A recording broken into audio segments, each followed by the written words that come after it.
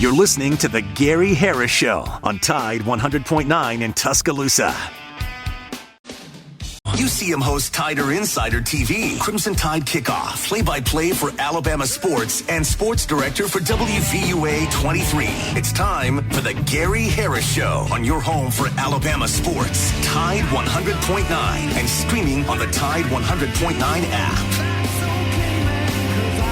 Oh, yeah. Good morning. You ready for some football? I know I am. Welcome into the Gary Harris Show. It's part of Fridays at the Free, live at Innisfree Irish Pub. That's right. We are live on location again. Even though they don't open until 11 a.m., that doesn't stop us from getting on out here early and kicking off the football weekend. Innisfree Irish Pub, we know what a great place it is, what an exciting nightlife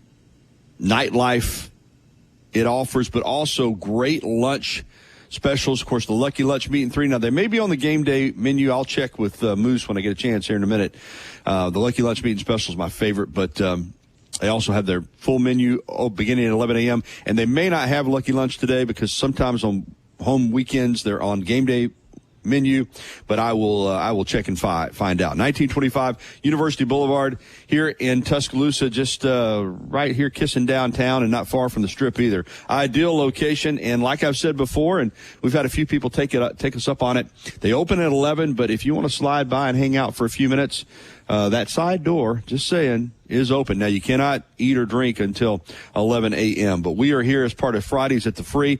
I'm Gary Harris. Chase Brumfeld is back in the control room at the studio on Skyland Boulevard, manning the controls, taking your phone calls on the Pinnacle Park at North River hotline at 205-342-9904, 205-342-9904. It's Friday, October 11th, and this is the TGIF edition. Chase, good morning, my friend. How's everything going back there at the studio? Good morning, Gary. You sound amazing. We're doing great. You know, Wyatt stepped in for Inside the Locker Room, did an amazing job. Can't wait to hear him later on, but I'm excited for your show. Let's go. Roll Tide. Absolutely. And we got a great show on tap, and including our Bama football trivia giveaway, and this is a really, really special item that we're giving away today. I'll tell you all about it in a moment, but first, I need to let you know this hour of the Gary Harris Show, as always, brought to you by my friends at Alabama Credit Union. Steve Swafford, the CEO, and the entire organization are just top of the line. It is a great place to do business. Let your money work for you. I promise you, member-owned and not-for-profit has a ton of advantages. You can find out more at alabamacu.com. That's alabamacu.com. Or you can get by and see them at one of the many locations around the great state of Alabama, including their home office right here in Tuscaloosa. Alabama Credit Union, loans for real life. Some rules and restrictions do apply. See if you're eligible for membership, then join today and feel good about your money and pull extra change in your pocket. All right, here is the lineup for today.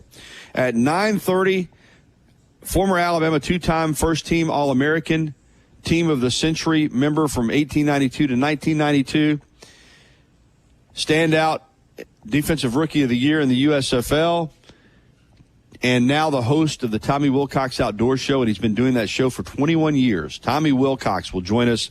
He was on a team in 1980 that had won 28 games in a row, was ranked number one, and went to Jackson, Mississippi, not Starkville, but Jackson, to play the Mississippi State Bulldogs, and got beat 6-3. So he's been on one of those four teams, the latest coming last week, that were ranked number one and beaten by an unranked team. So he's been through what this Alabama team is going through right now. We'll pick his brain on that. Also, the next year, in 1981, Alabama opened the season in Baton Rouge with a 24-7 win over LSU. And the next week in Birmingham was stunned by Bill Curry's Yellow Jackets. Georgia Tech beat Alabama. It was their only win of the season. So it happens. It happens. Tommy Wilcox is going to give us some insight in how you come back from that. Now, the 1980 team did not win the national championship, and neither did the 1981 team. But those were really good football teams that had to bounce back from very, very disappointing losses. Now, you could argue that the 1980 loss to Mississippi State created a hangover for Alabama. They also lost to Notre Dame 7-0 that year in Birmingham. So Tommy Wilcox is going to join us at 9:30. Then at 10 o'clock, excited to be joined here at Innisfree by Philip Plishnik, who is the NCAA Men's Tennis Championship champion, individual champion from the University of Alabama. That is the highest honor, obviously, that a tennis player can win as an individual in the NCAA. It is a phenomenal accomplishment. And Ponisek is going to join us live here. He's going to be honored tonight by Alabama Tennis. And we can't wait to sit down with him. What a major accomplishment that was, winning the NCAA Men's Individual Tennis Championship. We'll find out his future plans. Hopefully, he is going to be able to help Alabama win a team championship. So he's going to be here at 10. Also at 10 o'clock, once I get Philip seated here and we get ready to start interviewing him, I am going to give away, or we're not going to give it away yet, but we're going to have our Bama football trivia contest presented by T-Town Menswear and T-Town Gallery in the University Mall. And today, Tom at T-Town Menswear and T-Town Gallery has given me every week we give away something great. But this week it's really, really super. It is a Steve Skipper print of Trent Richardson in the 2011 Iron Bowl, 42-14 Alabama. Richardson ran wild against Auburn at Jordan-Hare. And it is numbered and signed by the artist, Steve Skipper, and by Trent Richardson. It's number 7 of 50 signed limited edition prints, ready to be framed, full size. I put out a picture of the print on my Twitter account at Gary Harris _WVUA. Also on my Facebook page, Gary Harris WVUA 23. So you can see the print, and it is gorgeous now. It's called Relentless. Alabama 42, Auburn 14, signed by Steve Skipper, signed by Trent Richardson, limited edition, number 7 of 50 signed and numbered prints. So I should have gotten Tom to tell me the retail value. If he's listening, he usually is, he can text that to me. The retail value of this print has to be very high to be signed by both the artist and by Trent Richardson and be limited edition. All right, so we're loaded today, and also my Bama, in addition to Bama football trivia, we're going to have my SEC point spread predictions, and I'm not going to lie to you, it's gone south since that opening 8-1 week. Last week, 1-5. Alabama at Vanderbilt, I had the Tide. L. Auburn at Georgia, I had Georgia. L. Missouri at Texas A&M, for some reason, I had Missouri. L. Ole Miss at South Carolina, I had South Carolina. L. Tennessee at Arkansas, I had Tennessee. L. UCF at Florida, that was the only winner that I had. I took the Gators plus the 2.5. W. 1-5 last week. Very, very, very poor. Looking to bounce back this week. Again, just from recapping last week, I had Bama minus 22. Didn't hit. Georgia minus 22. Didn't hit. A&M, I had Missouri plus the 2.5. Didn't hit. Ole Miss was laying 9. I had South Carolina plus the 9. Didn't hit. I had Tennessee laying 13.5. Dumb. Really dumb on that one. Didn't hit. And I did have Florida plus 2.5. Did hit. So we'll be doing that in the second hour as well toward the end of the show.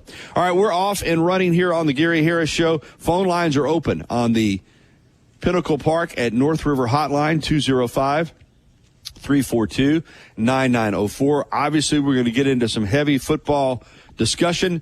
We're going to look at the upcoming games this weekend and also get to your phone calls and just have a lot of fun. Great music that kind of gets us geared up for the weekend, upbeat weekend-type music, TGIF edition of the Gary Harris Show. Fridays at the Free. Yeah, they're not open until 11, but we are already ready to rock and roll, get this game day weekend off and running. Alabama hosts South Carolina tomorrow morning at 11 a.m. The Gary Harris Show. Fridays at the Free will continue live from Industry Irish Pub right after this on Tide 100.9 FM and 1230 AM WTBC, your home for Alabama sports. Here's what's trending on the Tuscaloosa thread. Good Friday morning. It's less than a month until the general election, and there are deadlines you need to be aware of. Voter registration ends the close of business October 21st. The last day to apply for an absentee ballot is October the 29th by mail, October the 31st in person. November the 1st, the last day to return an absentee ballot in person, and noon November the 5th, the last day for an absentee ballot to be returned by mail. Election day is November 5th. Don Hartley, Town Square Media, Tuscaloosa. Much as Innisfree has evolved, it will always be that place to escape and have a good time. Whether it's for a game day weekend, to reminisce on college days, or to create new memories, if you're looking for a good time, there's only one thing to do. Head to the Free at 1925 University Boulevard. And don't forget about the Lucky Lunch Meat and 3 special. Monday through Friday from 11 a.m. until 2 p.m. Get a meat and 3 vegetables for just $8.49. Or for a lighter appetite, try the Lucky Lunch soup, salad, or sandwich combo. I'll see you at the Free. It doesn't wait for when your finances are in perfect order. It just happens. But no matter what surprises come your way, Alabama Credit Union will be here to help make it affordable with great personal loans, mortgages, and auto loans. They offer an easy application process and fast decisions so you can stay focused on feeling good about whatever life brings your way. Alabama Credit Union will be here to help make it affordable with great personal loans, mortgages, and auto loans. Alabama Credit Union, loans for real life. Visit alabamacu.com to learn more. Some rules and restrictions apply. See if you're eligible for membership, then join today and feel good about your money. Los Tarascos has been serving Mexican favorites like burritos, fajitas, and quesadillas since 1999. Their new location is at 4100 Owen Parkway in Northport. And of course, you can find Los Tarascos in Tuscaloosa at 110 Skyland Boulevard. The bar areas feature big screen television so you can enjoy your favorite sporting events. Los Tarascos features daily happy hour specials. And for the best Mexican cuisine in West Alabama, remember, the name is Los Tarascos with locations in Tuscaloosa and Northport. Tide 100.9 Tuscaloosa weather. Our long dry spell continues today. The sky's sunny. The high for this afternoon around 80. Clear and cool tonight, the low 52. For tomorrow and Sunday, lots of sunshine both days with warm afternoons. The high tomorrow 82, the high Sunday 85. I'm James Spann on the ABC 3340 Weather Center on Tide 100.9. It's 62 degrees in Tuscaloosa. You're listening to The Gary Harris Show.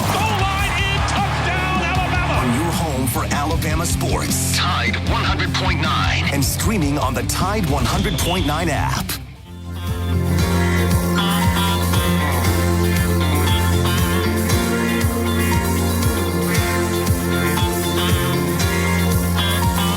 At 9:19, one of my faves. Welcome back into the Gary Harris Show, the TGIF edition, live from Innisfree Irish Pub, one of the Friday at the Free shows. Wyatt will also be doing T-Town Sports Daily here, beginning live at 11 a.m. All right, they do open for lunch at 11 a.m. Chris, one of the managers, just informed me that this is a game day weekend menu. So no Lucky Lunch Meat and 3, but still plenty of great menu items on the game day menu. There's so much traffic coming through here on game day weekends that it's really kind of difficult for them to do the Lucky Lunch Meat and 3. That'll crank back up on Monday, but they will have the game day menu all weekend long, beginning at 11 a.m. this morning. So come and join me for lunch, a Friday cocktail. They've got an incredible beer selection, both draft beers and bottle beers. So we're ready to go at 11 a.m. here at Innisfree. Also coming up at 9:30, former Alabama standout, two-time first-team All-American Tommy Wilcox to talk about bouncing back when you've lost as a number one ranked team to an unranked opponent. He did that in 1980 when Alabama had its 28-game winning streak snapped by Mississippi State at Veterans Stadium in Jackson, Mississippi. Phone lines are wide open. I thought we'd be getting some calls by now. 205-342-9904, 205-342-9904. All right, let me go ahead and lay out that SEC schedule for you for this weekend. And I'll be making my point spread predictions near the end of the show. But, of course, tomorrow morning, the first game on the menu is Alabama and South Carolina, 11 a.m. on ABC. And Alabama is a 21-point favorite in that game. Also at 11 a.m., number 21, Missouri at UMass. It's interesting that they're traveling to Massachusetts. Missouri's a 27-point favorite. That is an 11 a.m. kick Central Time on ESPN2. The over-under, by the way, on the Alabama game is 50.5 points. The over-under on the Missouri game is 54.5. Number 1 Texas and Oklahoma, the Red River rivalry, 2:30 at the Cotton Bowl in Dallas. Texas is number 1. Oklahoma is number 18. And Texas is a 14.5-point favorite. The over-under in that game is 48.5. Mississippi State travels between the hedges to take on Georgia in a battle of the Bulldogs. Of course, for Mississippi State, it's DOGS. And for Georgia, it's the Dogs, DAWGS.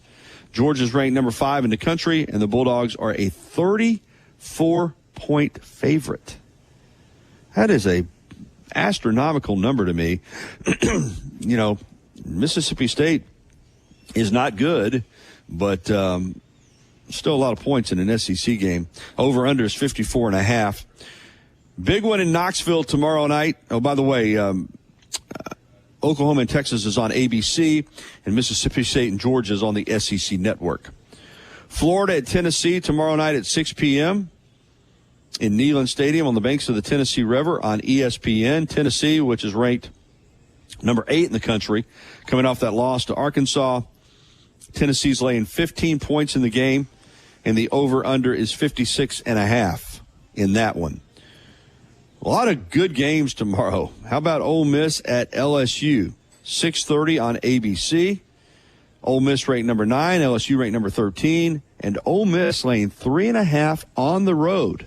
Now, remember, last year in Oxford, Ole Miss beat LSU. I want to say it was like 51-49, something like that. But I'm really surprised, again, that Ole Miss is laying 3.5 in Tiger Stadium. Over-under in that game, 61.5.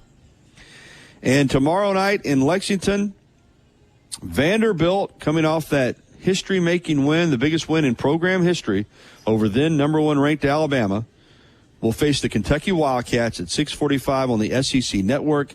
Kentucky's laying 13.5. So Vanderbilt had a history-making win, but they still, in terms of public perception, haven't arrived, because you turn around and you're getting 13.5 the next week against Kentucky. The over-under in that game is 44.5 points. So that is your SEC schedule. Of course, high school football tonight, full schedule of games here in West Alabama. So it is a full-speed Football Friday here on the Gary Harris Show. 205-342-9904 if you want to give us a ring on the Pinnacle Park at North River Hotline. All right, I want to talk about Jalen Milroe for a moment, because I was listening to Wyatt filling in for Wimp and Barry inside the locker room, and some talk about Jalen Milroe, and Jalen needs to pull it down and run more. He crossed the line of scrimmage on what would have been a big pass play against Vanderbilt to Jeremy Bernard, and it was brought back.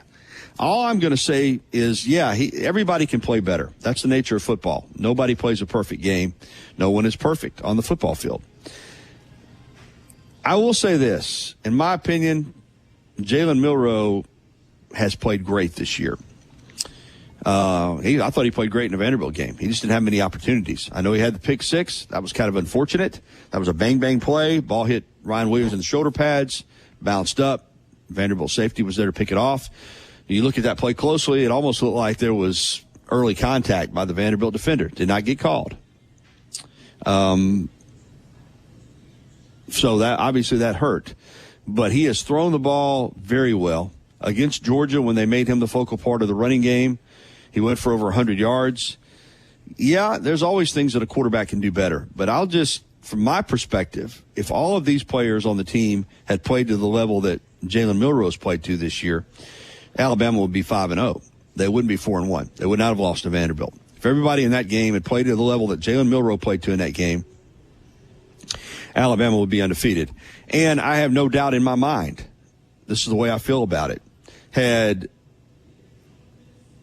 Jalen gotten that ball back against Vanderbilt, Alabama would have won that game. He'd have taken them down and scored. All right, let's jump out on the Pinnacle Park at North River Hotline and welcome in Roland. Good morning, Roland. Hey, Gary. Good morning. It's been a rough week. When Alabama gets beat, I don't want to read nothing. I don't want to, hear nothing for several days. So I'm just kind of getting back into the swing lifestyle too of listening to shows and stuff. But the coach and the other day I thought wasn't very good, especially on defense. And I've been high on his coaching staff, and I still think it's a good coaching staff. Time will tell, but the other day it just wasn't good. I mean, that like you said the other day, I did hear you say the other day, and I agree that there is no excuse for that number 2's being on the field.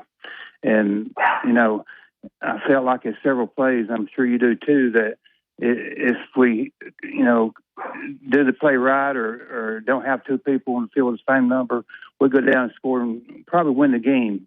That was huge because instead of going down and scoring, going ahead, we let them keep the drive going. They'd go down and score and go back up by 2 scores. But like I said, I think his coach staff is good, and I still believe in it. But I have to admit, the other day, I started having little doubts on it, on the coaching staff. And, I like Coach DeBoer, and I still think he's going to do a great job. And, there's been a lot said about what he had on the other day, and I didn't like it either personally. I told my wife when this thing, I said, I can't believe he's wearing that. And not that to me, it just sends a wrong message to the team. Like he's not taking Vandy seriously, like we're out for a day at the beach or something, I just, I'd rather see the coaching staff be more in tune with what they wear and all that. I didn't see nothing wrong with what he wore at first week. Some people fuss about the black hat. I didn't see anything wrong with it. I thought it was a nice look, and he looked good in it and all that. But I didn't like the T-shirt the other day. You there? Roland, appreciate the comments, man. Good comments, and I appreciate it. I'm going to try to hit Jim before we get to the break. Have a great weekend over there on Lake Gunnersville, okay? Okay, thanks. Thank you, Roland. All right, let's get to Jim here before we have to get to our break. Hey, Jim, good morning. The Chiefs are undefeated. You know what Mahomes' TD interception stats are this year? Well, I know he's thrown some interceptions. What are they? 6 TDs, 6 picks. Yeah. Bama didn't lose that game because Milroe made one bad play. I mean, nope, the difference is, the Chiefs' defense shows up when Mahomes ain't having a great game. As a team sport, I mean, and like I say, they scored enough points. The defense gave up too many. Yeah, you got to get off the field some. You got to give your offense more opportunities. I'm with you. I think that could the offense have played better? I guess, yeah. Certainly the pick 6 killed them, but the defense has got to give the offense more opportunities. Offense scored 35 points in less than 18 minutes of possession time and 45 plays. So that tells me if the offense had gotten more chances, they would have scored more points. So I'm with you. I think that loss, if you have to, and it's a team game, but if you have to pick out defense versus offense in that game, I'm happy with how the offense played when they had the ball for the most part, and the defense. Yeah. You just have to get off the field some. And I know people are saying, well, they were tired and had they, the offense taking more time of possession and all that stuff. But, if you want to get some rest, get off the field. Get off on third down. And, it hurt bad that they got the stop there early in the game, and then we had the illegal participation penalty, which gave Vanderbilt the ball back, and that turned into a 17-play drive. I think they had 12 plays before the penalty, or 5 plays before the penalty and 12 plays after it. But they've got to play better. If the defense doesn't play better tomorrow, they're going to be in a fourth quarter game tomorrow too. I mean, the last 6 quarters have just been a lot of bad defense. That's what you're saying, Jim, and I agree with you. Been a lot of bad defense the last 6 quarters.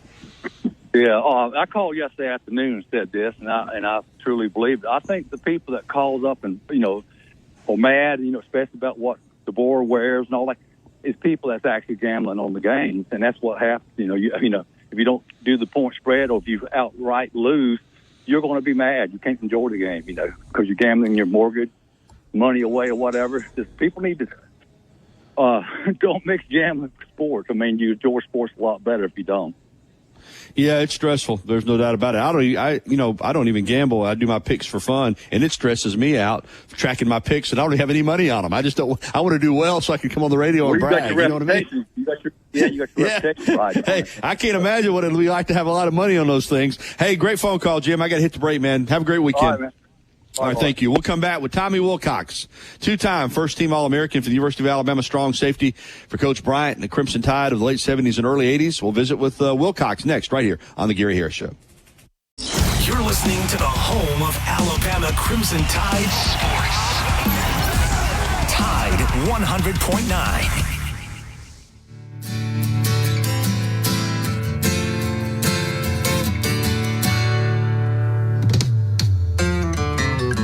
It's 9:34 on the Gary Harris Show. Welcome back in. I'm live at Innisfree Irish Pub, part of Fridays at the Free. We're going to open the doors at 11 a.m. and start serving lunch. And, of course, as I said, tons of beer on draft, bottled beer, cocktails, getting ready for a big football weekend. Right now, I'm joined on the Pinnacle Park at North River Hotline by a two-time first-team All-American under Coach Bryant, late 70s and early 80s, national champion. Team of the century for Alabama football, Tommy Wilcox, of course, host of the Tommy Wilcox Outdoors Show for the last 21 years on WVUA 23 here in Tuscaloosa, and also has been on Fox Sports South, some different channels, but right now on WVUA 23. And, of course, you can find out more at TommyWilcox.com. Good morning, Tommy. Good morning, Gary. Glad to be with y'all. Man, I know deer season's right around the corner, and I know you're down at your farm today getting ready for it, right? Oh, yeah. We're trying to get all our fields planted, and we got all the ground turned over. All we're doing is putting the seed out today, going to cover it up, and hopefully we'll get some rain. Yeah, unfortunately, right now in the forecast, there's not any for the next 8 or 9 days. But I know, man. Yeah, but you know, we started this show. I say we because I was the original producer and content man, and back in 2003, and I know it was a dream of yours to do it. When you started it, did you think? I mean, these shows usually have a shelf life of like 5 to 7 years. Did you think you'd still be doing it 21 years later? I really did not, Gary. I thought this thing might be something that just lasted 4 or 5 years, and you get it out your system, and then you just go on doing something else. But man, God's blessed me. I really enjoy it. I get a chance to meet a lot of people, and I get to do something that I love to do. And you know, when I get up in the mornings, I'm loving what I'm fixing to go do, and you know, all the old people always say, if you're doing that, then you're not working. You know, if you love doing what you're doing, then it's not work. It's just the love of what you like doing, and I've been blessed with that. And then I've had the opportunity, Gary, and you've helped us with our 4th and 40 little program that we take a lot of handicapped kids hunting and fishing, and that's been something special to me too, because you know, you can do all these great country musicians and you can do all these SEC head coaches and great football players, but until you take a kid who's handicapped or has only got 3 months to live and you see how much they enjoy it and how much it means to them, that's something special. Yeah, no doubt. I was going to ask you about 4th and 40, but I'm glad you went ahead and mentioned it, doing special hunts for handicapped kids and veterans. And you still do some celebrity hunts, too, and you've had a list of, man, it's a who's who of country music stars and sports stars that you've had on your show. But that 4th and 40 Foundation is awesome. So another year, Tommy Wilcox Outdoors is coming up. Let's talk some Bama football, because I thought about you last night, because I said, you know, only 4 times has this happened in Alabama football history, that a number one ranked Alabama football team lost to an unranked team. 1962, Alabama lost to Georgia Tech. 1980, Alabama lost to Mississippi State. 2021, under Saban, they lost to Texas A&M, who was unranked. And, of course, this past Saturday at Vanderbilt was the most shocking of all of them. Vanderbilt had never beaten a top 5 team in the history of their program. They were 0-60. Right. But still, you went through it. 1980, you guys had won 28 games in a row. You were Alabama was the 2-time defending national champion, on their way to what we thought was a 3rd national championship in a row. And you went down to Jackson, Mississippi, to Veterans Stadium to play it was a good Mississippi State team. Turned out to be but they were unranked, even though they had some really good talent at Emory Ballard. You guys were favored in the game, and you only scored 3 points and got beat 6-3. what do you remember about that game? What happened that day? Did you have any inclination going into the game that was there anything that worried you as the starting strong safety or other teammates? Did you see it coming, I guess is what I'm asking, or have when you won 28 games in a row, you just expect to win them all? Take us back in time. Yeah, I don't think you ever see something like that coming. One thing I did learn, and a lot of our players back then on that team learned, is if you're the University of Alabama, you don't get a week off. That's right. I don't care how bad the team is that you're fixing to play. They're going to play the best game that they've ever played for that year. They're going to practice harder than they've ever practiced because they want to beat you. And that desire that they bring on that day in the fire, and like you said, Mississippi State, they had like 3 or 4 number 1 draft choices. They had Cook, they had Billy Jackson, they had I forgot what that running back's name was, but he was a big time player too. They had that big defensive tackle that was a first round draft choice. They were a good football team and a good coach football team, and we played them in Jackson, and undoubtedly somewhere down the line we must have took them for granted, and they came to play, and we let them stay in the game for a few quarters, and then when we needed to score, we just couldn't put it in the end zone. Not down there at the end with a chance to win the game, and Don Jacobs was the quarterback, and he got hit and fumbled, and Mississippi State recovered. When you went back out on the field, they were trying to, of course, close the game out, but they're deep in their own territory. A lot of controversy about what happened, whether that was a fumble, whether they got on it or Alabama got on it. What do you remember about that when you came back out there on defense after they had gotten the stop and forced the turnover? Was there a Mississippi State fumble there? I think the first play after they got it back, it was, I think they didn't call. I think they had a little miscommunication with the center and quarterback, and he snapped it a little bit before John. I think it was John Bond, wasn't it? John Bond was a freshman quarterback. And then he did fumble it. And I want to say Warren Lyles, I think, somehow came up with it or dove on it before the center could snap it. Yeah, I think that was the controversy. I think Warren Lyles got on it. I guess the official ruled that it was Mississippi State ball, and I think that was a point of contention. But right. But we had a few chances from inside the 5 there. I mean, we drove it right there at the end of the game, Don Jacobs and them, and they took it all the way down. I really thought we were going to win the football game. We got all the way down there and then kind of got held a few times on a couple different plays. And then, like you said, on that 4th down play,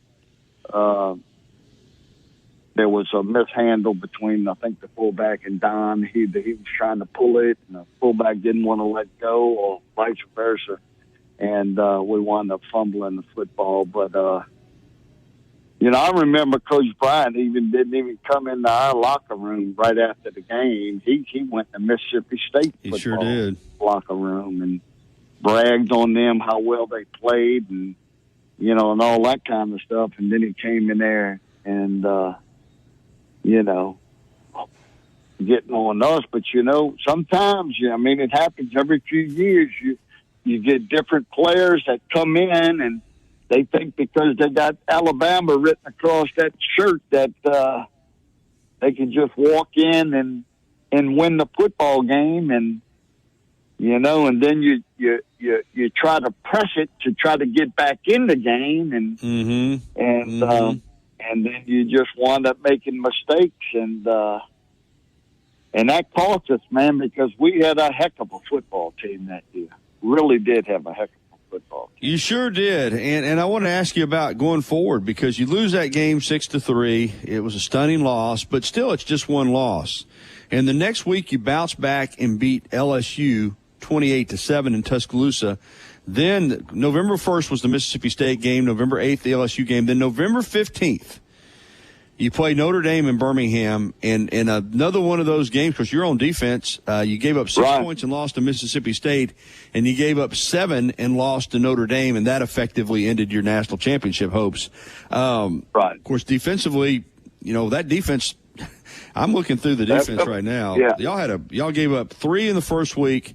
And you did win that wild one against Ole Miss when you gave up 35, but then you had a shutout, gave up 13, another shutout, gave up 7, gave up 6, gave up 7, gave up 7, and gave up 18 to Auburn, and then 2 to Baylor. Baylor scored a safety, was the only points they got. How frustrating is that? I know it's a team game, but when you play that kind of defense and you got 2 losses, and did you feel like there was a hangover after that Mississippi State game that might have contributed to the Notre Dame loss? I don't know. I think we were pretty fired up about Notre Dame. We wanted to at least be the team that beat them, would beat Notre Dame for Coach Bryant. And it was, we just couldn't move the football. And I think, I think he wound up taking Don Jacobs out. Yeah, he put Walter Lewis in, freshman. And put Walter in there. And because we couldn't, they were stacking, man. They had eight men in the box, man. And that wishbone, it's really not a big play offense. It's kind of control, smash you in the mouth, get 3-4 yards, and that's a good play, And it was raining that night. The weather was horrible. And both defenses were just fantastic, man. It was just one of those games, and I still don't think they score if I think Don had a fumble on that. He did, deep in Alabama territory. Yeah, like on our 5-yard line. Mm-hmm. And that was the only touchdown they got.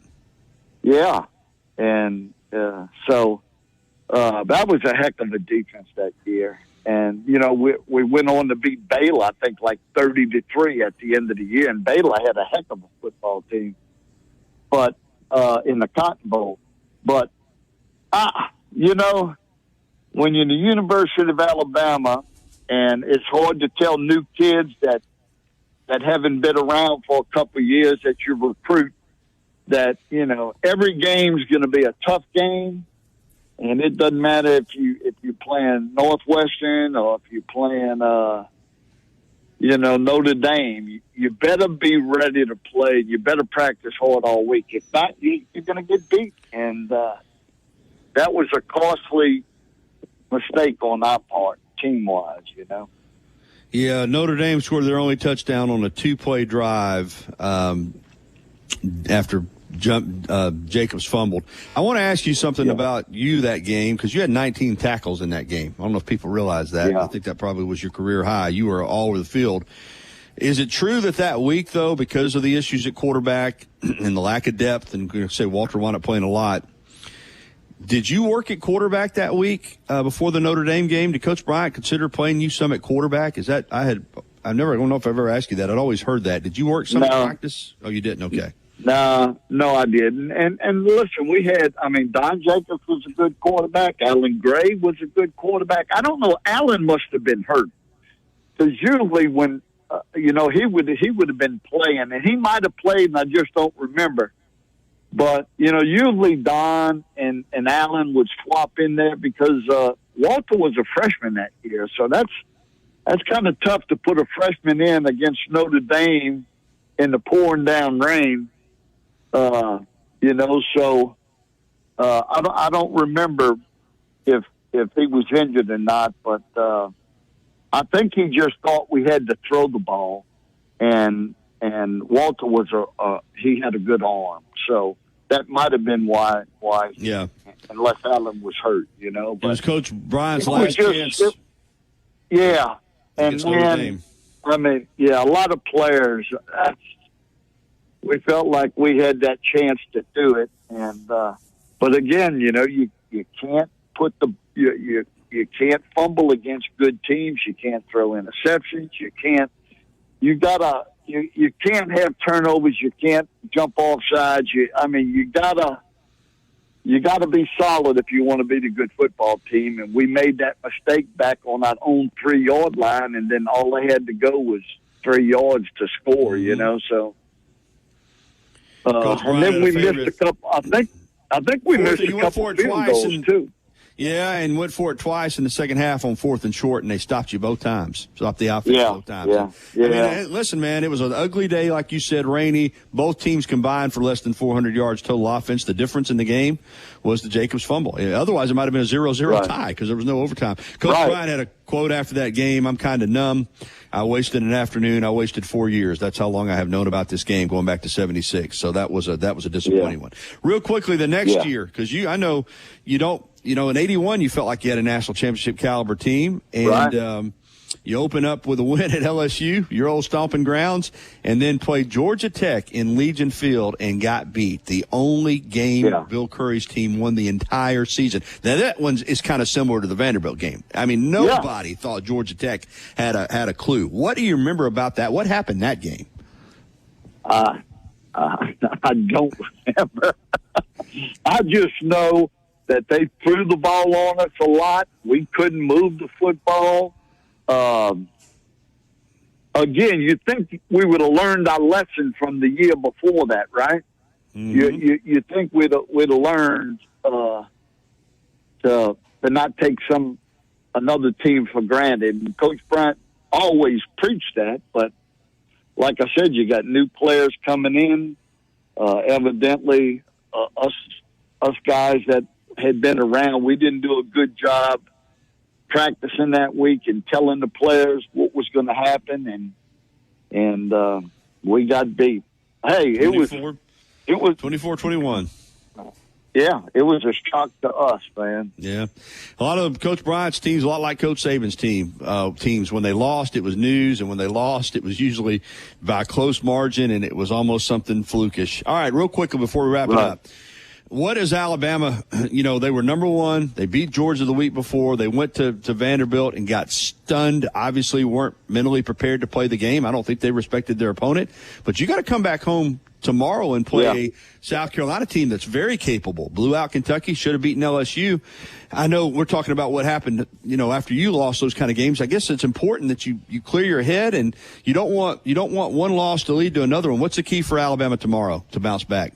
No, like you said, I hope they had a good week of practice, which I'm sure with their leadership and the coaches, you know, stayed on them all week about preparation.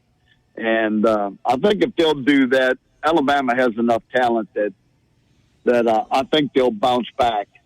And we just couldn't stop Vandy. I mean, great. They have a great offense, a lot of misdirection and stuff like that.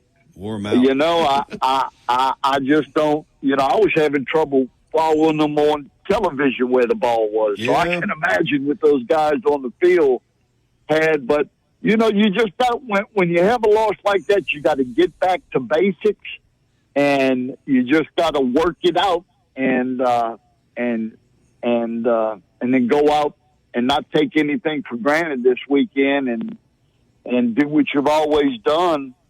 And that is to go out there and move the football and knock people off the ball. And I think if Alabama gets back to that, they'll be okay. Thank you, Tommy. Great stuff. Remind people when, of course, we're hoping to get back to full power here at the TV station soon, but remind people when they can watch Tommy Wilcox Outdoors. Every Sunday afternoon at 3 o'clock, Gary. It comes on WVUA every Sunday afternoon at 3 o'clock, or TiVo it, or whatever you want to do to. We've got a lot of new stuff. We got a lot of kids that we're taking hunting, and so we'd love to have you join us, and we appreciate all the support over the years. And thank you, Gary, for all that you've done for me, man. Thank you, Tommy. All right, buddy. I'll see you.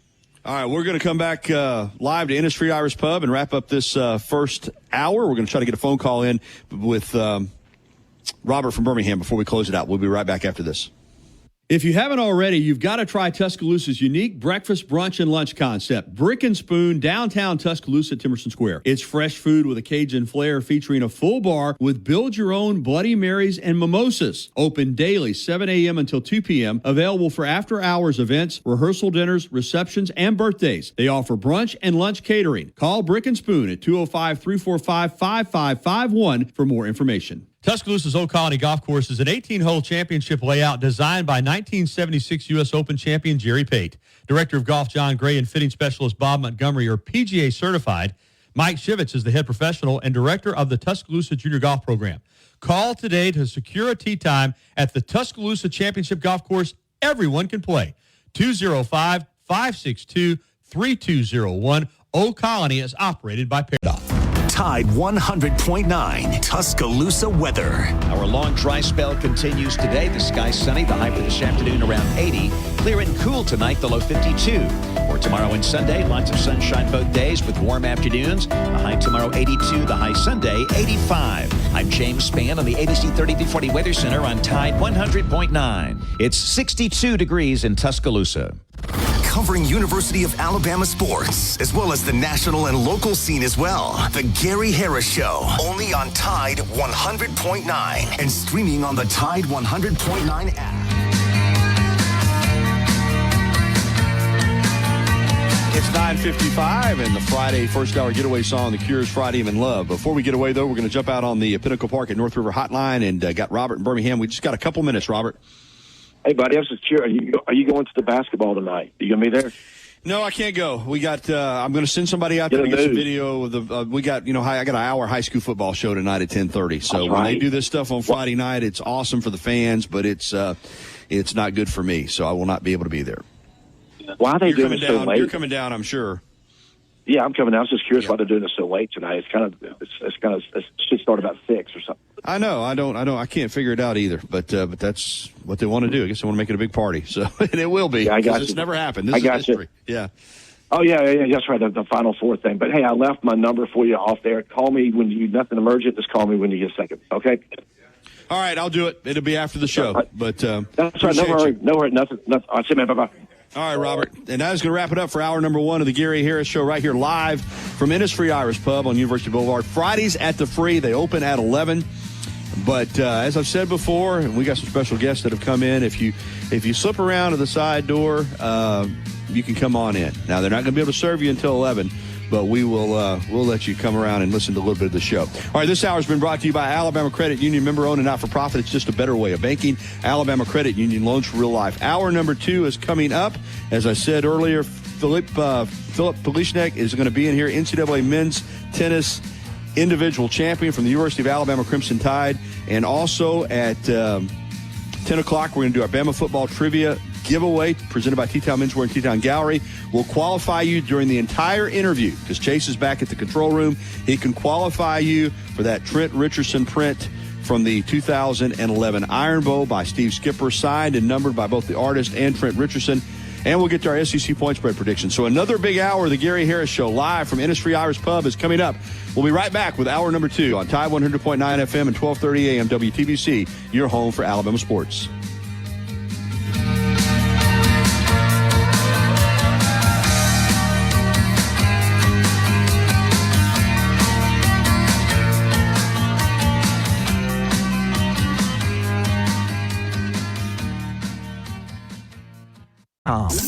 From the Fox Sports Studios in Los Angeles, here's Monsi Bolaños. The NFL Network is reporting that Commanders running back Brian Robinson Jr., who's been dealing with a knee injury, will likely be a game-time decision in Week 6 against the Ravens. Quarterback Tyreek Stevenson, who's been dealing with a calf injury, is doubtful for the Bears matchup against the Jaguars.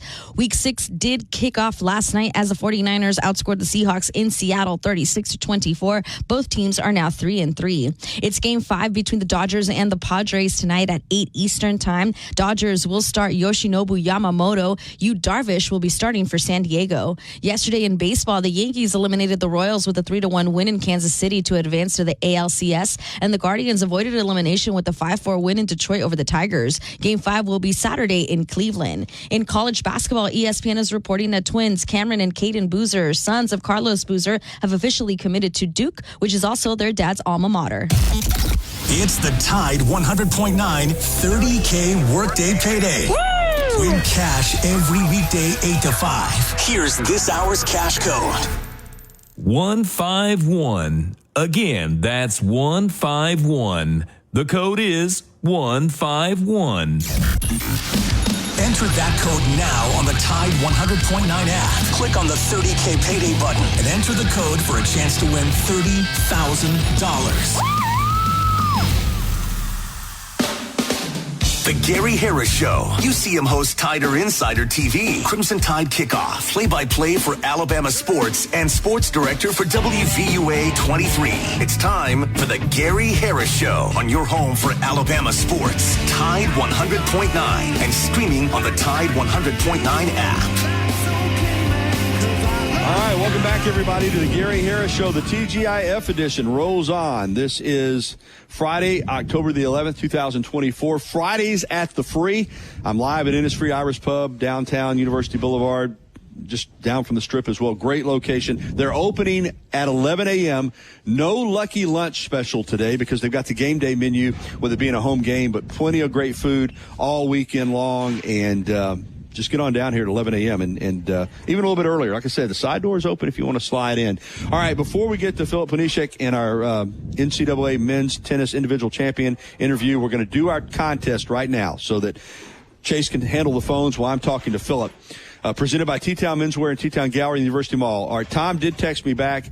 This Trent Richardson print that we're giving away, which is absolutely gorgeous. Let me pull it up on my phone again because I've got it out in my car. It's titled Relentless. It's from the 2011 Iron Bowl when Trent lit up Auburn 42-14. It is signed by Trent and by the artist Steve Skipper, who's a good friend of mine and one of the best sports artists in the world. It is signed and numbered. It's a limited edition print. This is number 7 of 50. So there's only 50 of these. It retails for $1,100. And we're going to give it away right now. I'm going to do the Bama football trivia contest.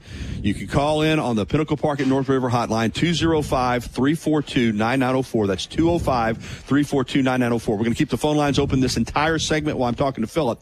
You can also, of course, if you get to me on my socials, I'll check them. On the app, Chase will be checking that. If you got the right answer, we'll try to qualify you. At the end of the show, we'll do that electronic roulette wheel. You know, if you're the 13th qualifier, you'll be 13. I think 1 week we had 34 qualifiers, but 1 through 30, whatever we get, and then we'll roll the ball at the end. And if you qualify, we'll pick a winner. All right, here's the question. In 2010, we saw a shocking upset last week in Nashville with Vanderbilt 40, Alabama 35. This one, it's not quite as shocking, but in some ways it was because that 2010 Alabama team, I remember people saying they could beat an NFL team. They had won the national championship the year before. They had absolutely steamrolled everybody, beating people 50 and 60 points, and they went to Columbia, South Carolina, and Steve Spurrier and the Gamecocks stunned the Tide that day and knocked them from the ranks of the unbeatens. There would be no national championship in 2010. In fact, Alabama would wind up losing 3 games. But the quarterback that day played an incredible game. He never played that well before or after. But on that day, the starting quarterback for the South Carolina Gamecocks had a career game. Our question is, who was the starting quarterback for South Carolina in 2010 when they knocked off number 1 ranked Alabama in Columbia, South Carolina? Who is South Carolina's starting quarterback? Call 205-342-9904, 205-342-9904. Phone lines are open right now. All right, let's get to our interview. And we've got Coach Husak is in here as well. We've got a contingent from Alabama men's tennis because history was made this past spring in Stillwater, Oklahoma. Philip Panishek, Alabama tennis player, won the NCAA men's individual championship. It's the biggest championship you can win as a college tennis player. Of course, now I know he wants to work on winning a team championship. Philip, good morning. Good morning. Thanks for having me. Let's go back because I tracked it, obviously, as a sportscaster, and I was showing clips every night on TV. And I know you were considered a really good player. I mean, it wasn't like you just came out of left field, but you weren't one of the favorites to win this championship when you went out there. Just talk about the experience getting out there, you get that first win under your belt, and the momentum was growing. Did you go out there feeling like you could win it all? Yeah, I mean, every time I step on a tennis court, every time I go on a tournament, I believe I can win. Otherwise, I wouldn't be showing up on a tournament. That's my mentality. Yeah, I mean, I had some really good wins over my college career, and I would say the biggest problem and concern was the consistency. I was never that consistent. Like I could play 5-6 matches in a row on a high level. Right. And coming in Stillwater, I was feeling really good. After first, second match, I was telling myself, yeah, I can do it. I can be consistent, and I went all the way. You did, and this is not unlike, a professional U.S. Open or Wimbledon. I mean, it gets ramped up every time you win a match, and you beat a who's who, and you played some of the most incredible matches. I mean, matches that 1 point either way could decide it. That type of pressure, when you're in the moment, you're playing, do you think about it? Does it hit you what you're doing, or are you just so caught up in playing that the level of the pressure doesn't really get to you? I mean, do you feel it when you're playing in matches like that?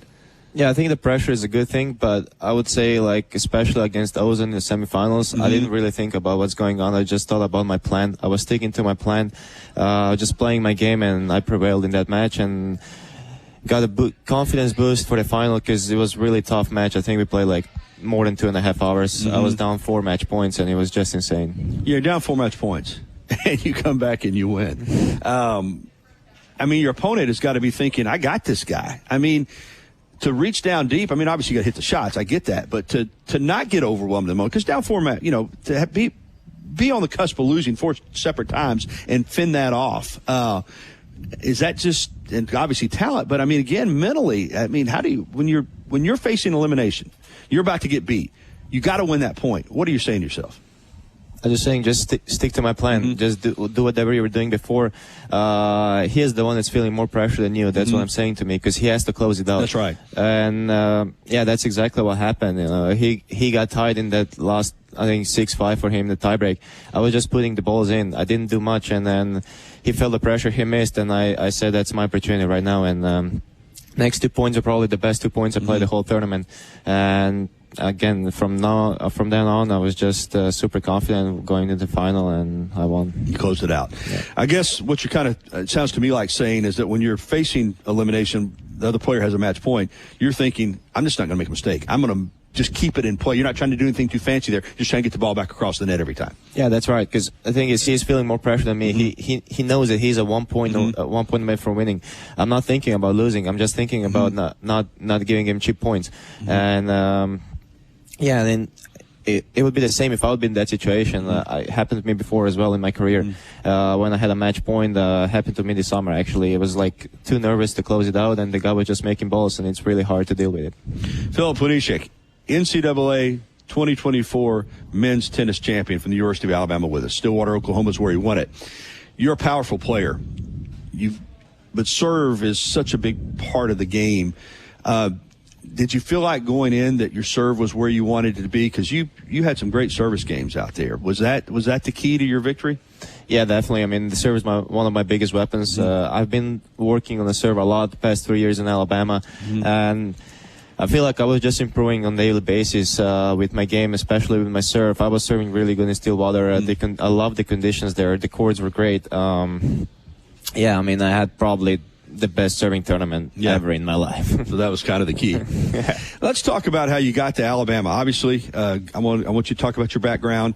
Coach Usak's done a great job here. Alabama tennis, the profile has been raised both on the men's and the women's side, but still it's not a traditional tennis power. Talk about the recruitment process, where you're from, how you wound up at Alabama. So I'm from a small village from Slovenia. There's 7,000 people living there. Slovenia is a small country in Central Europe, and I mean, I wanted to go to college, but I was not the greatest junior. I was 200 in the world, which is not good enough for some top tennis schools. And the school that I decided to go, I went to the visit, was Minnesota. The assistant coach is from Slovenia, was from Slovenia. They canceled the program. I was without school, and I have to thank the Alabama coaching staff that they took a chance on me, and they developed me to a really good tennis player and even better person. How did Coach Usak and the staff here find out about you? You were on their radar, I guess, and when the programs dropped at Minnesota, they got in touch with you immediately. How did that recruiting process go? The thing is, the Dimi, the ex-assistant coach, he texted me over the summer. This was like 2 months before the program was canceled, and I was always replying to them. Even though I had the school already, I replied to them, "Thank you for reaching out. I already have school. I already have other plans." But then when they canceled the program, I started texting people back, and I texted Dimi back as well, and the coaches at Minnesota really helped me a lot. They recommended Alabama. I went on a call, and I think I committed in like 3 to 4 days. Yeah, Coach Shusek appreciates that too. That's for sure. He's here with us. All right, you get to Alabama, as you said, obviously good enough to get a scholarship to come here and play, but as you said, 200 in the world. You talked about the development under this coaching staff. How far have you come as a player from the time you got here to where you are now? I mean, what they did to me, like how we work hard, it's just undescribable. I mean, I cannot be thankful enough. I mean, we really work hard. I worked hard. I stayed after practice to serve. I did some extra things, and I think the practices that we had here in Alabama were outstanding, and that's why I think every single one on the team, the players, is getting better coming to Alabama, and I just took a chance with those facilities. I mean, this place is just amazing. I didn't have that at home. I was practicing in a bubble, in a cold bubble actually, every single winter, and coming here was just a whole new world for me. And I took advantage of that, and I wanted to become better. And you are. Yeah, and you're right. This is a beautiful town, beautiful campus, great facilities. I guess and now with the profile that you've helped with the program, you've grown the profile of this program. I guess recruiting is going to get easier and easier.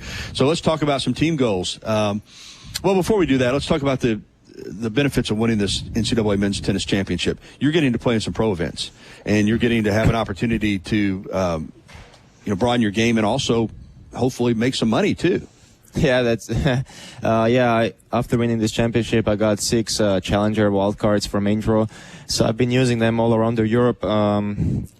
Unfortunately, I cannot make a lot of money now because I'm still an amateur, and I don't mind. It's not about money; it's about improving. And I think I can get up to $10,000 as an amateur, and as a pro events, I've been using this 6 challenger, and it just got me better. Yeah, absolutely. Because I did not realize this until we were talking before the interview. As a foreign student, you're not eligible for NIL. No. I cannot receive any money or any benefit whatsoever. I can. I'm on a student visa, so no NIL for foreigners. That's it. But you got a pro career ahead of you, so you're going to be fine. All right, let's talk about this team. Clearly, Alabama tennis has improved, as I said, since Coach Shusek got here.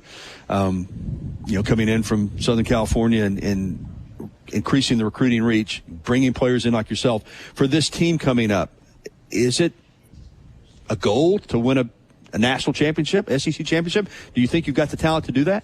Yeah, definitely. I have full faith my teammates. I think we're a really good team. I think we're going to have the best ever season in Alabama program history. My goal and my teammates' goal definitely to win the SEC and then go from there. But I don't think why we cannot win the NCAA championships. I think we are good enough, we are capable, good enough, and we have a great coaching staff. And I guess you'll have a goal too to defend your individual championship as well, right? Yeah. Unfortunately, I cannot defend the title because they moved the individual to November now. Okay. So I wouldn't be eligible to play because I'm not enrolled right now. So okay. I'm still on the pro tour kind of. Okay. So, I didn't realize they changed the rules this year for the first time in the history of NCAA tennis. So. Why did they do that? I have no idea, and I'm not a fan of that rule. Huh. I can see why. I did not know that, but you still have team goals ahead. All right. I mentioned professional career. Obviously, your future aspirations are to be a pro. What is that timeline like? I guess you go through the spring with Alabama and compete, and then once the season's over, you'll go ahead and turn pro? Yeah, in May 2025, when I graduate, when I conclude my career in Alabama, I'll turn pro. I want to take it step by step. I don't want to rush and just say I want to be top 100 in like 5 months. I want to take step by step. I'm gonna keep improving, and I'm not going to be focusing on the results because I know that if my game's important, if I'm playing my good tennis, the results are going to come by itself. You had told me before the interview that getting that degree is a priority for you because after winning the NCAA Men's Tennis Individual Championship, you probably could have turned pro. You probably had that opportunity, but you said, no, I want to come back and get that degree. Yeah, definitely. I have so much respect for this place. Mm-hmm. They took a chance on me 3 years ago. I want to finish my degree. I only have 4 classes left. And I want to achieve some things with my team. There's still some things we haven't done. I really want to get a team ring. So, yeah, I think pro career is going to wait. All right.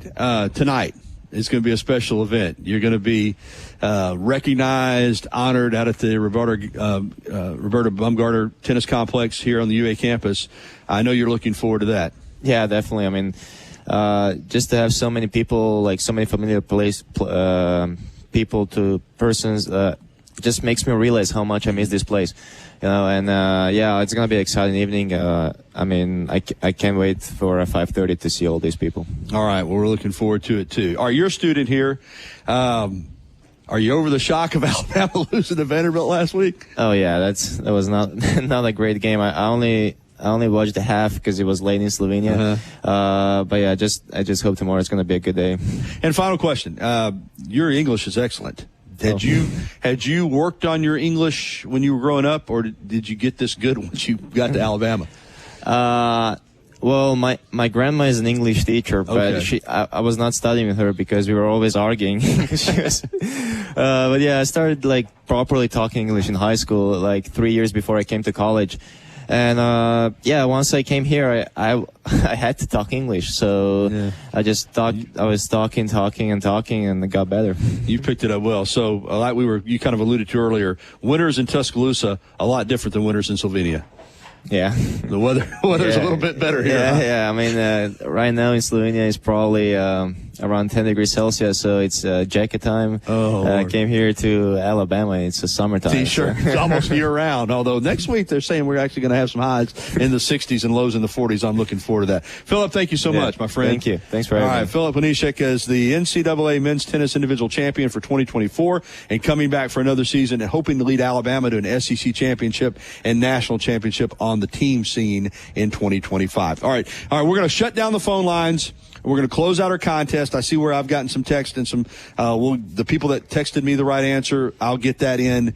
We'll get everybody qualified, and we'll have that coming up at the end of the show. In the next segment, we're going to open it back up for phone calls, 205-342-9904 on the Pinnacle Park at North River Hotline. I'm Gary Harris. Fridays at the Free. We're live at Innisfree Irish Pub on University Boulevard. They open up for business at 11 a.m. We'll be right back after this. Since 2011, Billy's Sports Grill, located on Main Avenue in historic downtown Northport, has been serving their legendary signature chicken sandwich, award-winning wings, and handcrafted cocktails. Billy's is also the spot to watch all your favorite sporting events with big screen, high-definition televisions in both dining rooms, at the bar, and outside on the beautiful patio. Come by and say hello to Kim and Lisa, the Billy's Management Dream Team. Billy's, good food, good friends, and good time. Wesley Financial Group is not a law firm. Are you a victim of the timeshare trap and think there's no way out? I'm Chuck McDowell, founder of Wesley Financial Group, and I'm here to tell you that there is a way out. I will send you a timeshare exit information kit absolutely free, explaining how the timeshare industry works and your options for cancellation. Get the facts. For your free timeshare exit info kit, go to iCancelTimeshare.com. That's iCancelTimeshare.com. iCancelTimeshare.com. Tide 100.9 Tuscaloosa weather. Our long dry spell continues today. The sky sunny, the high for this afternoon around 80. Clear and cool tonight, the low 52. For tomorrow and Sunday, lots of sunshine both days with warm afternoons. The high tomorrow 82, the high Sunday 85. I'm James Spann on the ABC 3340 Weather Center on Tide 100.9. It's 67 degrees in Tuscaloosa. Never miss a moment of the action. Download the free Tide 100.9 app today.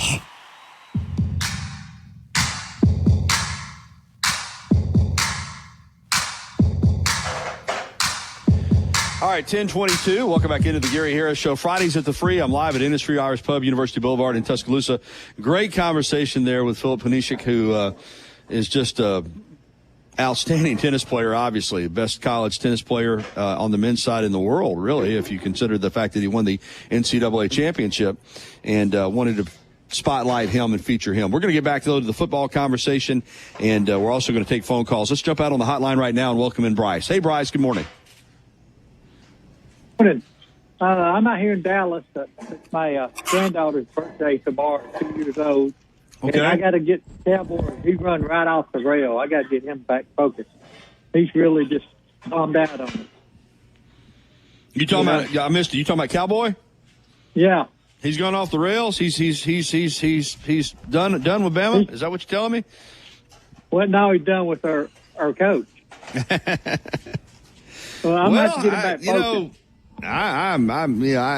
I know he's frustrated. A lot of people are. I don't think he's going to be completely done. But listen, that was a bad loss, Bryce. There's no way around it. It was, but go ahead. I'm sorry. No, I just said, you got to, the key now, though, is like Coach DeBoer said, it's how do you respond? And we won't know the answer. They know the answer probably already. They know whether they put the work in. They know whether or not they prepared well. But we won't know the answer until tomorrow.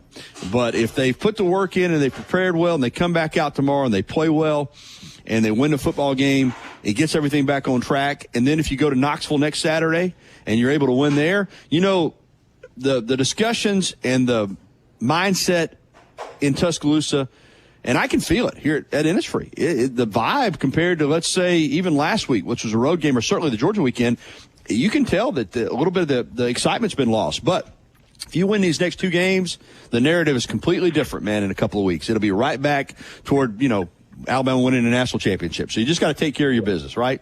Well, yeah, let me explain to you. This morning we went to pick up a grocery order at Target. Guy come out there wearing an Alabama shirt. Is that a good omen or what? I think it's a great sign. Yeah, that's the way I look at it, too. Heck yeah. Hey, Vanderbilt played a perfect game, and we played the worst we could play on defense. Like we said, we got one more position. We win in that game. That's right. Yeah. And it's over with. We just got to go out there, like you said, be focused, take care of business. And I'm sorry that South Carolina is next, but hey, but this line's a big old line, Gary. I don't know. That's crazy, don't you think?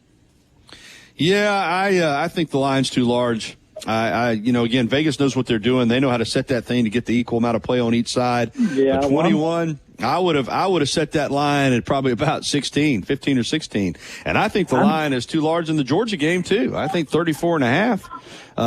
It's crazy. Is too big. So, but we'll see. Hey, also, I went 1-5 on my picks last week too, though. So what do I know? Okay. Yeah. Well, I'm thinking 28-14. Yeah. Hey, I take it. What's the trivia question, boss? Well, we've already done the contest. We did it at the 10 o'clock hour because I had a live guest here at Innisfree. And I'll save the answer for the end. But tell me the question was, back in 2010, Alabama was also ranked number 1. Now, South Carolina was ranked, so it wasn't an unranked opponent, but still, Alabama was a huge favorite when they went into Columbia to play the Gamecocks. That was the team coming off the 2009 national championship. They'd been destroying everybody. I had people telling me they could beat an NFL team and all that, and they got beat by the Gamecocks that day and Steve Spurrier. And the question was, the quarterback played unbelievable. Well. Yeah, the question was, who was the starting quarterback for South Carolina that day that led the Gamecocks? I know that answer. Well, I'll tell you what, when stay on the phone and we get you off the line, even though I've closed down the contest, since you didn't realize we'd run it and you're out in Dallas, stay on the line and I don't want to give the answer out yet, even though, I know, but I wasn't going to give the answer. Yeah, give it to Chase, and he'll go ahead and add you to the qualifiers, Bryce. He'll do that just stay on the line when I get off the phone. In fact, I'm going to hit a break here in just a minute. So just stay on the line. Chase is listening, and then you give Chase the answer, and I know you know it, but when it's right, he'll go ahead and add you to the qualifiers. How about that? Because this is $1,100. I told you I know the answer, but I'm going to have to remember it again. When you get we'll try to remember it then, because if you don't get it right, he can't qualify. This print is valued at $1,100 from T-Town Menswear and T-Town Gallery. It's the it's that Trent Richardson print. Wow. Called Relentless That'd from be the 2011 Iron Bowl when he ran all over Auburn 42-14.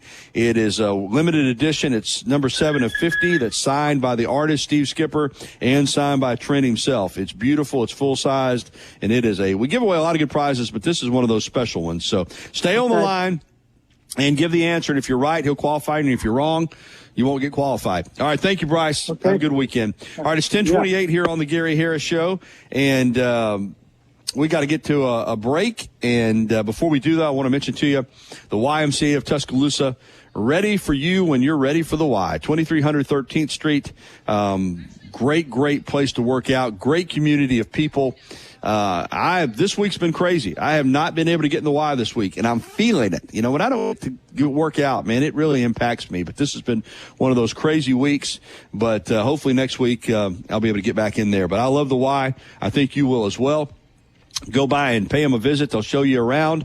And join today. I've been a member for over 20 years, so I think I know what I'm talking about when it comes to the YMCA of Tuscaloosa. All right, we'll be back. We don't have any more guests the rest of the show, so we're wide open for phone calls. Hey, Chase, real quickly. Well, I'll wait and ask you at the end how many qualifiers. I got a feeling we had a lot. But anyway, we'll take this time out, and we'll come back with more of the Gary Harris Show. Fridays at the Free, live from Innisfree Irish Pub. We'll be right back after this. You see him on WVUA 23 covering sports and on Tider Insider TV on Tuesday nights. Don't miss a minute of the Gary Harris Show. Weekdays from 9 to 11 on Tide 100.9.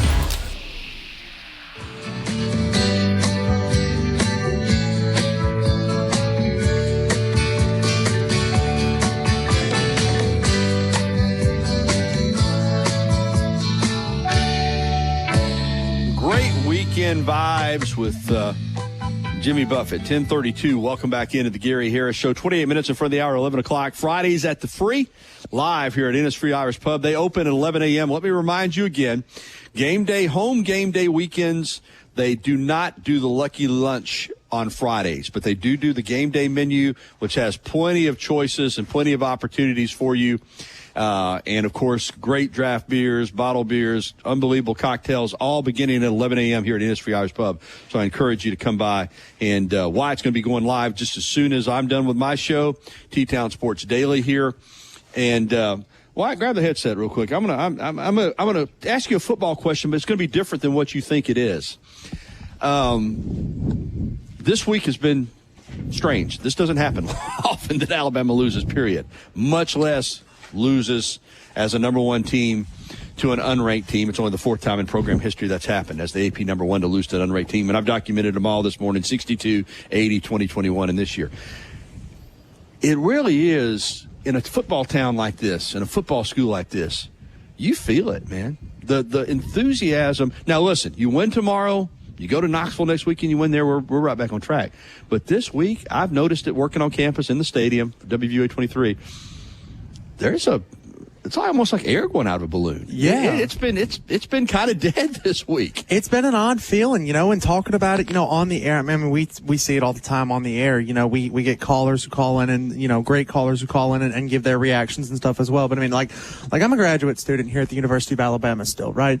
Last week for the Georgia game, we spent, probably 30 minutes out of an hour and 15-minute class talking about Alabama versus Georgia. Twice we did that. Mm-hmm. Last week we spent, 30 minutes out of an hour and 15-minute class talking about, the Georgia game and then talking about Vanderbilt on Thursday.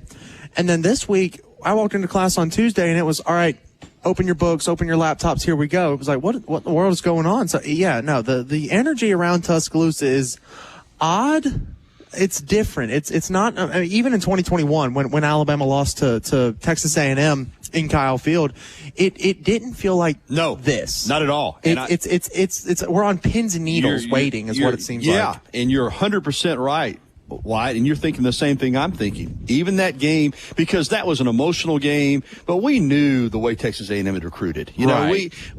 we knew their caliber of football player that they had. I think this is different because even though, and listen, we've given Vanderbilt credit and they deserve it, but that is a stunning loss. You're talking about a team that was 0-60 in their history against AP top 5 teams that hadn't beat Alabama in 40 years, hadn't beat 23 straight losses to Alabama, hadn't beaten them in Nashville, I think, since maybe Watson Brown was the quarterback. I mean, it goes way back. And I think there is a fear, quite frankly, because I think Alabama fans and students are saying, well, if you can lose to Vanderbilt as the number 1 team the week after you beat Georgia, right, you can lose to South Carolina at home. You can lose to Tennessee. You know, I think the worry is that this isn't an outlier. Now, I hope it is. I do too. And I hope tomorrow Alabama makes a statement. But I think there is concern, and there should be. Listen, this is a South Carolina team that went to Lexington and blew Kentucky out. Yep. And should have. I don't care what anybody says. Should have beat and LSU. should have, but they, yeah. And there was a dumb play by a player in that game, a couple of calls that went against them that cost them that game. They're big up front on defense. Mm-hmm. They're athletic. They can get to the quarterback. And on offense, they've got 2 big physical quarterbacks that can run. Yeah, throwing's not their strength. Rocket Sanders, though, is a downhill running back. They're physical. I do think there's concern. I think there's concern about whether or not this defense that couldn't hold up last week against Vanderbilt can hold up tomorrow. I agree. You know, they're going to try and run a very similar game plan that Vanderbilt ran. I'm not talking about the triple option. I'm talking about keeping Alabama's offense on the sideline. I was filling in for Wimp and Barry Sanderson this morning on Inside the Locker Room, and I said this exact same thing. I said, you know how you stop an offense as strong as Alabama's? You keep them on the sideline. Right. You don't let Jalen Miller get in rhythm. You don't let Jam Miller get going on the ground. You don't let them find Ryan Williams deep. Well, that's a lot of stuff that you got to stop. So how do you stop it? You don't let them do it. You keep them off the field. And so South Carolina, I think, is going to try and run a very similar scheme to what Vanderbilt did in the idea of, hey, we're going to want to run ball control. All right, we're going to want this football. We're going to go up on Alabama. We're going to try to take that 7-0 lead after that first drive and make Alabama get out of their rhythm. Make Alabama decide, okay, we're going to abandon the run, because Alabama had to do that last week. We're going to make Alabama abandon the run, and then we're going to make them have to throw the football, make them one-dimensional. And something else that Alabama has got to clean up. And the numbers were down last week, but still the ones they received were critical. Penalties, man. You just, and I get it. Everybody's going, but Alabama now, and this has been going on even before Coach DeBoer got here, they're one of the more penalized teams in the country. And it's rare that they have a game where they're less penalized than the opponent. And last week, for all the great things Vanderbilt did, the 2 personal fouls on the one drive, of course, Q Robinson, that was a weak call. But the face mask and the hands to the helmet on the quarterback, and then, of course, the illegal participation, which is inexcusable. You take away those penalties, you probably still win the game. Probably. You know, I'd say it, I've said it all week long, and, you know, there's 4 plays where if you change the outcome of one of those 4 plays, Alabama probably wins that football game.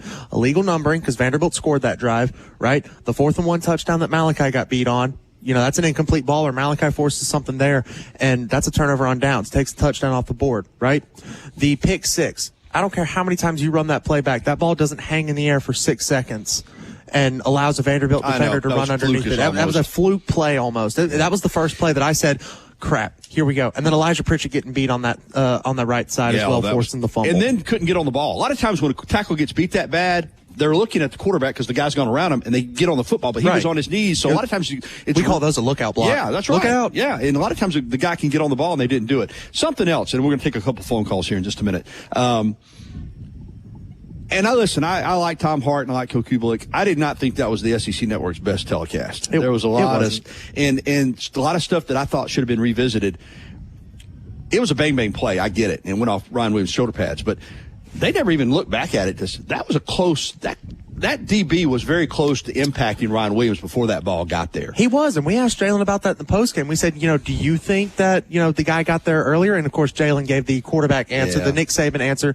No, it was just a good play by the defensive back. But going back and watching that, hey, he got there really early. I thought he got there early sitting in the press box. I said, hey, is that not a penalty? I looked around. I was like, where's the flag? No flag. I think he did get there early. I thought it may have been a little bit early. Because Ryan Williams, even though the ball was a little bit on his pad, the reason I don't think he could get his hands out was because he was even if it's a split second early. He was boxed in. Yes. That keeps you from getting your hands extended. All right, let's get a phone call. Our pal Robbie Glenn, former Alabama baseball player, Striker Strong, is with us. Hey, Robbie, good morning. Hey, Gary. Hey, how y'all doing? Good. Doing good. I have, we've been in children's all week, so I haven't been able to listen as much as I'd like, but I was listening just now, and I agree. Clean up those penalties, and we win the game. Probably still wasn't a great effort, and I want to see tomorrow if we come out and do like we did against Georgia in that first half, where everything was clicking, team was together, and we got to put that together for 4 quarters, and I think we will tomorrow.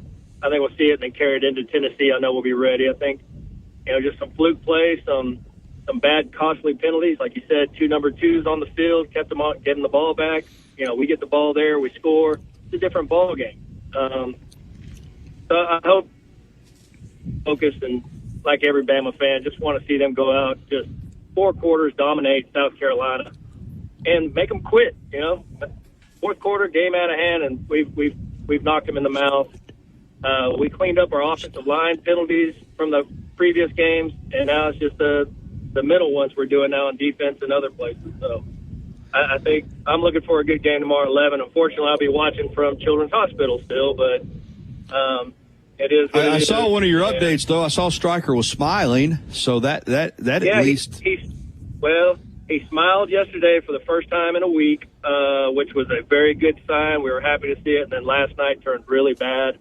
Started, just couldn't keep they started his feet back. It started throwing up uncontrollably, and you hit a special button, and doctors and nurses come flying in because his oxygen dropped down to a low 50, 60 level. Not as bad as it did Tuesday when he stopped breathing completely. It's just a lot of work, and you hate to see your child suffer. Anyone does, and Striker's been hurt for so long, and just no answers. I mean, we're in with the best doctors, and we have no answers. Now, they have eliminated some stuff what it could be, so we're getting some answers to where it is, but we still haven't found the problem besides his brain injury, why he can't keep anything down and why his body's rejecting everything. But I don't know. Well, I know a lot of people are praying for him, and of course you know that. We've had a lot of people that care about him bring food by. A lot of people have stopped by just to say hey, and he's of course on Facebook. It's really nice, and we're very blessed to have such a big fall for Striker and a lot of prayers. So thank you for everybody. And I'm a Bama, so I'm ready to see tomorrow's game at 11. Yes, in children's, but I'll be watching and hopefully. Yeah, and that'll pick all our spirits up and Strikers too if Bama can get a win. So thank you, Robbie, for the update. We need it. Thank you, Gary. Tell you what.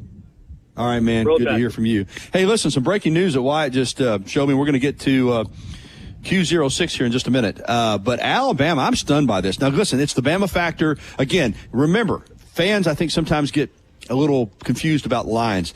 The lines are set based on the number that they feel like the odds makers can get an equal amount of play on each side. So you may see a line and say, that looks crazy.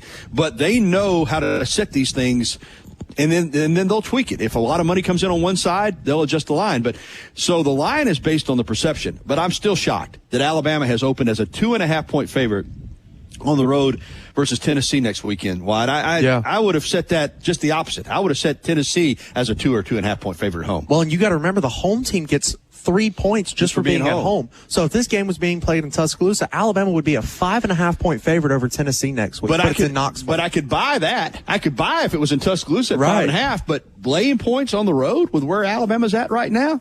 And I think this is the perception of people saying, you know what, that game against Vanderbilt was not the norm. That is a fluke game. Yeah. That is the outlier game, what Alabama put up against Vanderbilt. And you got to remember, Alabama put up 35 points with less than 18 minutes of possession time in that game against Vanderbilt. Had a chance at a game-winning play if the defense could have gotten a stop. You got to remember, this Alabama team is so young. They're so resilient. And I think that's a good thing about it being a young team as well, is that they're able to bounce back a little bit quicker. We talk about it, in real life. Younger people bounce back a little bit quicker than somebody who's a little bit older. And so I think that's what this Alabama team, I think they're seeing it and saying, that's a fluke loss. That is not the norm. Well, they need to bounce back tomorrow, or that line will get adjusted in a hurry. All right, I don't know if this is James Bond's cousin, 006's cousin, but we got Q06 on the line this morning. Good morning. Q06. What's up, big dog? What's up, man? That's Q06. First time caller, Gary Harris Show. Man, big fan. I love what you do over there. Let's talk for a second. You talked about the wind being taken out of Tuscaloosa. I live in Indianapolis, and if the Colts get beat on Sunday, nobody makes any purchases on Monday. So I'm sure my buddy down there who sells all those Toyota Tundra, he's probably had a bad week of sales this week. Yeah, it's a really down vibe here, man. Wyatt and I were talking about it, and it's not just that they lost, but I think it is that they lost as the number one team coming off the win against Georgia, against a Vanderbilt team that hadn't beaten them in 40 years. And it's not just another loss. And the only way to fix that, we all know, is to come and not just win tomorrow. I'll be honest with you guys.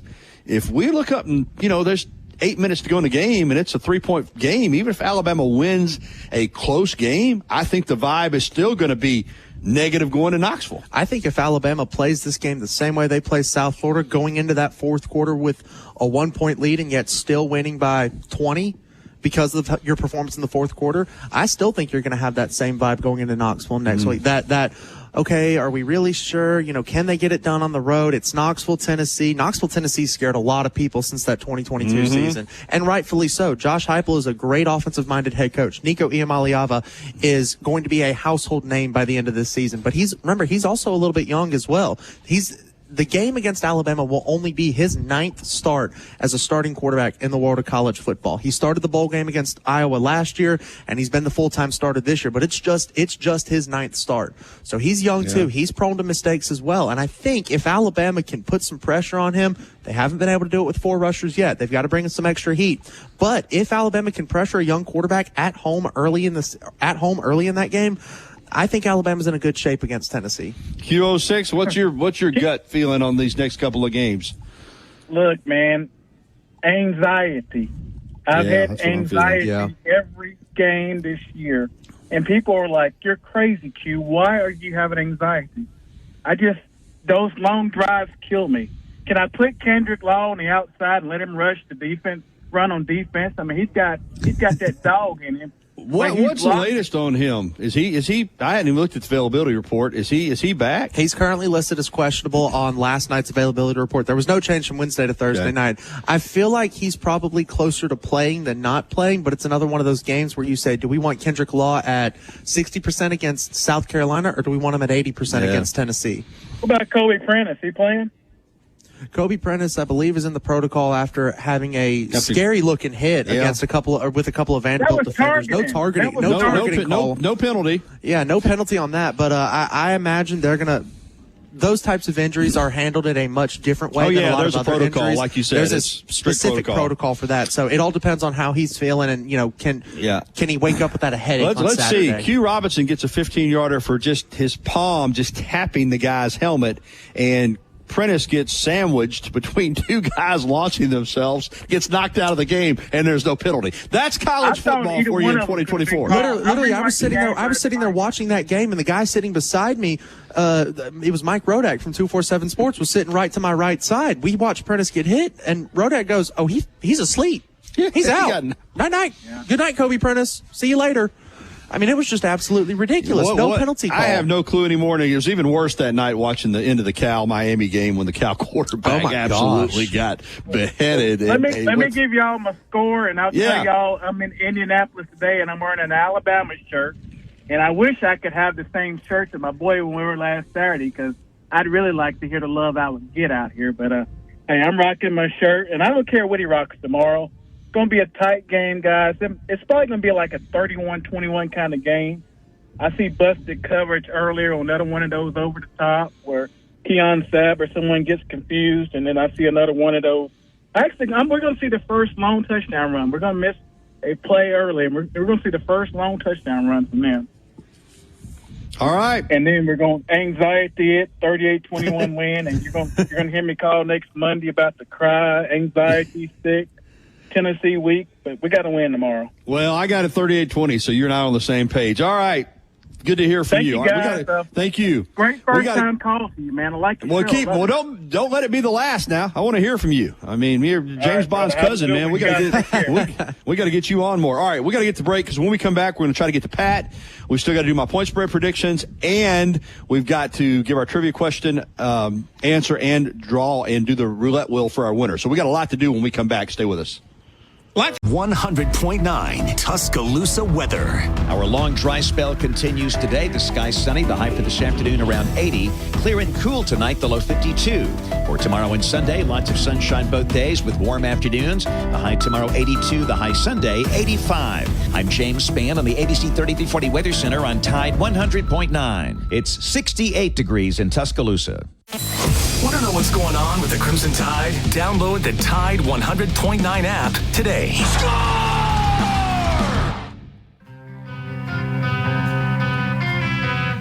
All right, 10:53. Gary Harris, Wyatt Fulton hanging out with me as well here at Innisfree Irish Pub. Fridays at the Free, getting ready for T-Town Sports Daily. We're going to jump out on the Pinnacle Park at North River Hotline and welcome in Pat, who knows we're tight on time. So go ahead, Pat. It's all yours. Yeah, man. Hey, I like 48-10, Gary. I hope that you're wrong. I talked to Corey yesterday. I said, Corey, I don't want to embarrass you. I want you to tell me how many points Alabama's got to hang on them in order for us to get back in the hunt. And he said 50. And I said, I ain't quite there at 50. I like 48-10. Well, I hope you're right. If it's 48-10, I'm going to feel a lot better on Saturday night than I feel right now. I can tell you that. Oh, absolutely. Because right now we got anxiety, like he said. Anxiety big time. Oh, I really think that brother Oliver could take that same defensive talent we got and put together a defense. But where's Keon Keeley? I hadn't heard nothing from Keon Keeley. Not playing. He might be with Jaheim Otis here soon. If they don't watch it. Keely's an odd situation. He's certainly he's talented. He's still trying to grow into being a defensive lineman. I was going to say he put on 40+ pounds in the offseason and learning a new position. It's taking time with him. I hope he'll hang in here because I think he's got talent. So, all right, Pat, appreciate you, man. Have a great weekend. Y'all have a blessed one, Gary. Yes, sir. Thank you. All right. Let's get to my SEC point spread predictions. And, I've been studying them a little bit. And then last week I went 1-5. So I said, let me just go back to just picking them on the fly. So I picked them on the fly. And, let's start. I picked the Alabama game on Tuesday night, and I'm going to stay with it. I picked it 38-20. I'm going to stay with that. That means I'm taking South Carolina plus the 21. So, but, I'd take 38-20 right now. I mean, if you could guarantee me 38-20, I'd say go ahead and print it and let's go with it. So I'll take Carolina plus the points. Listen, the way the SEC has been, I think taking points is a good way to go. All right, I know Missouri's in a bad mood. I know they're better than Massachusetts. But all of a sudden, Missouri on the road, laying 27, I'm going to go ahead and take UMass. It's just a lot of points. And I tell you this. This is the one now. Every week I have a game. I regret it. I regret it as soon as I pick it. This is the one. I can't help it, though. Oklahoma's history against Texas is positive. 2 touchdowns plus. I'm taking the Sooners plus 14.5. What do you think? Yeah. Quinn Ewers coming back for Texas. Oklahoma missing their top 5 wide receivers. You're still taking the Sooners. I'm taking the points. All righty. I just 14's a lot, especially in a rivalry game. Yeah, and that half point's a big half point. It is, especially in a rivalry like that. And I'm just taking underdogs because I think getting points in this league right now, as good as Georgia is, and there's no doubt they're better than Mississippi State, but laying 34. I tell you what, Auburn hung with Georgia last week. Don't let that school fool you. State hung with Texas 2 weeks ago. They sure did. That was a 7-6 game. Hail State. Play this second quarter. And there's Chase State man in there. So I'm taking State plus the points. I got to get through these. All right, I'm going to take Florida plus the points. I'm taking Florida plus 15 against Tennessee. I'm taking LSU getting 3.5 at home. I think they may win that game outright against Ole Miss. And I asked Wyatt for advice on this one. I think Kentucky's going to win the game. And my tendency is to say Kentucky's going to rout them. But Vanderbilt's, they're tough. I'm going to take Vandy plus the 13.5. So those are my picks. All right, our trivia question. number 1 ranked Alabama. Now, South Carolina was ranked at the time, so they were a much better team on paper than Vanderbilt. But that 2010 Alabama team at that point had blown everybody out. People were saying they could beat an NFL team. They had gone undefeated the season before. They rolled into Columbia, and they got Steven Garcia. Steven Garcia was the starting quarterback. He never played that well before or since that game, but that game he was magical. Ashawn Jeffrey, his receiver, and they beat the Crimson Tide. So the question was, who was South Carolina's starting quarterback in that upset in 2010? It was Steven Garcia. Chase, you tell me we had 30 qualifiers? Yes, sir. All right, we'll roll that electronic roulette wheel and see what number it falls on. Let's get a winner.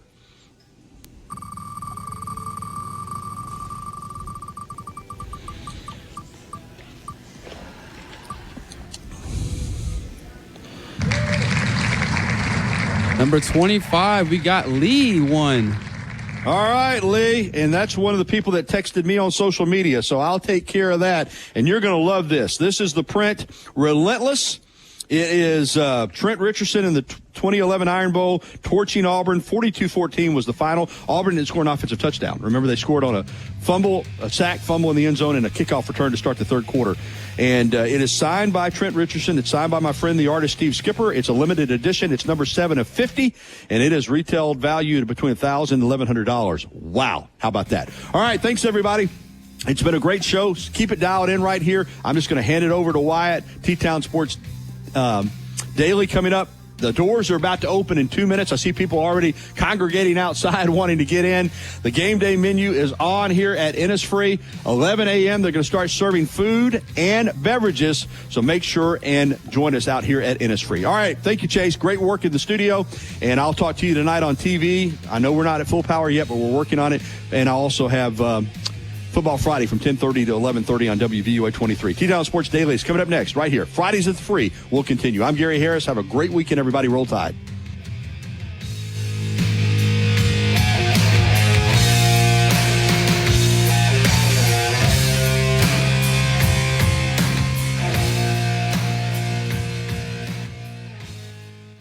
Thank you for listening to The Gary Harris Show on your home for Alabama sports. Tide 100.9 and streaming on the Tide 100.9 app.